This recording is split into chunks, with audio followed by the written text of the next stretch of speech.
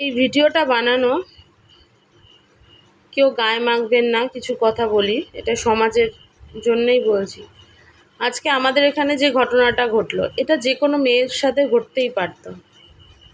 এখন অনেক কিছু সোকল্ড ছেলে আছে, কিছু সোকল্ড মহিলারা আছে, তারা বলবে মেয়েটার কেন রাতে নাইট ডিউটি করা উচিত ছিল, মেয়েরা কেন ছোট পোশাক পরে। সবাই বলে মেয়েরা ছোট পোশাক পরে বলেই কি সেই ছেলেদের কি তাদের লালসার নজরে দেখতে হবে? ভগবান যখন পৃথিবীতে সবাইকে সমান অধিকার দিয়ে পাঠিয়েছে, সব কিছু সমান দিয়েছে ব্যতিক্রম কিছু বাদে, তাহলে কেন ওদের এত লোভ লালসা মেয়েদের প্রতি?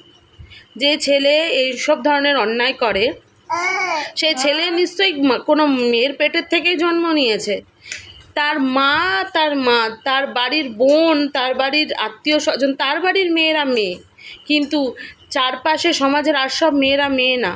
তাদের দেখলেই তাদের একদম জিভ লল্লল লল্লল করে, লালসার চোখে তাদের দিকে তাকাতে হয়। ছোট পোশাক পরলেই তাদের উত্তেজনা শুরু হয়ে যায়। কিসের উত্তেজনা কি বলবো, এই সমাজে একটা 4 মাসের শিশু রেহাই পায় না। মেয়েদেরকে ভালো হাত থেকে বলুন, যাতে ছেলেটা তার নিজের চরিত্র ঠিক করে।